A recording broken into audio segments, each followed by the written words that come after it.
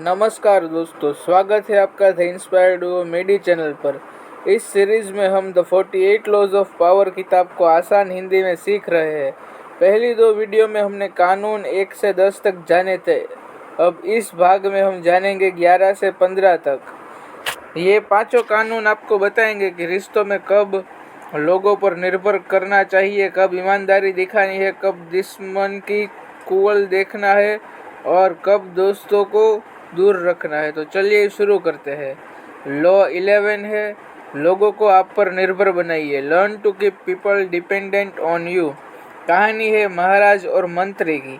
पुराने समय में एक राजा का एक मंत्री बहुत होशियार था।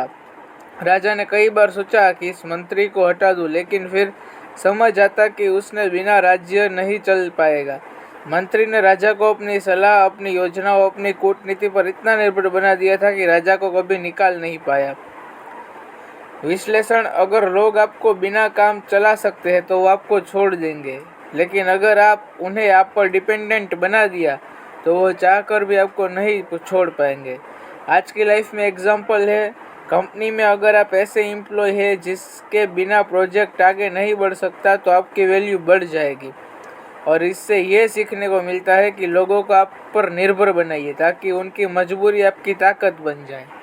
लॉ नंबर 12 है, ईमानदारी और उदारता का चयनित उपयोग कीजिए। Use selective honesty and generosity to disarm your victim.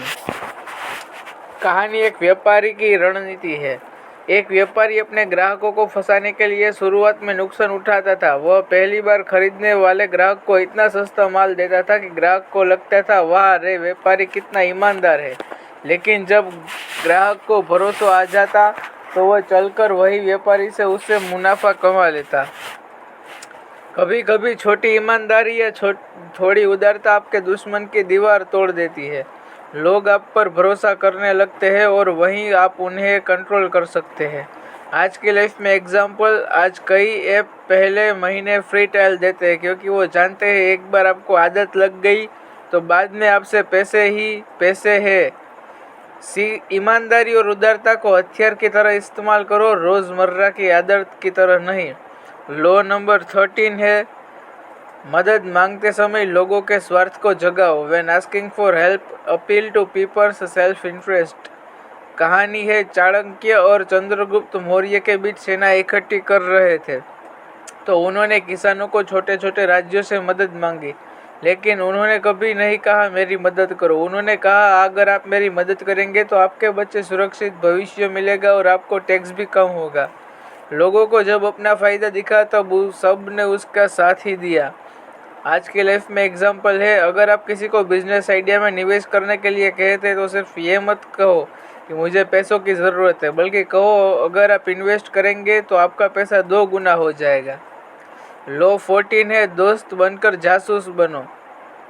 Pose as a friend, work as a spy.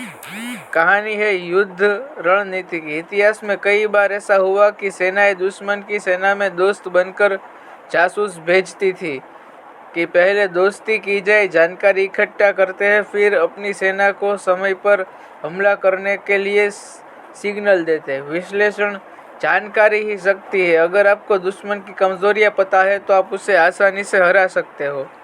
आज की लाइफ में एग्जाम्पल, कंपनी अक्सर कंपटीटर्स के यहाँ अपने लोग बेचती है ताकि उनको पता चल सके कि नई स्ट्रेटजी, नया प्रोडक्ट कब लॉन्च हो रहा है। इससे सीख मिलती है, हर जगह आंख कान खुले रखो। दोस्ती को इस्तेमाल भी जानकारी जुटाने के लिए किया जा सकता है।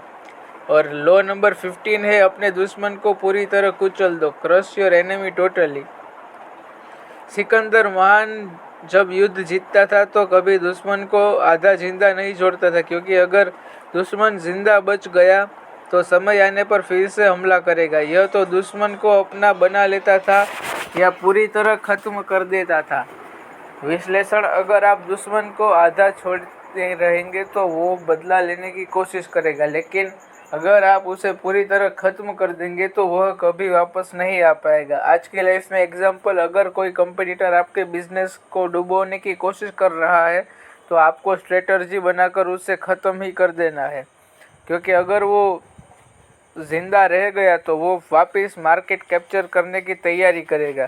इससे ये सीखने को मिलता है दुश्मन को आधा हराना खतरनाक है, उसे पूरी तरह खत्म करो या अपना बनाकर उसे अपनी तरफ शामिल कर लो। तो दोस्तों ये थे 48 लॉज ऑफ पावर के लॉज 11 से 15। इससे हमें सीख मिलती है कि लोगों को आप पर निर्भर कैसे बनाना है, कैसे ईमानदारी को हथियार बनाना है, कैसे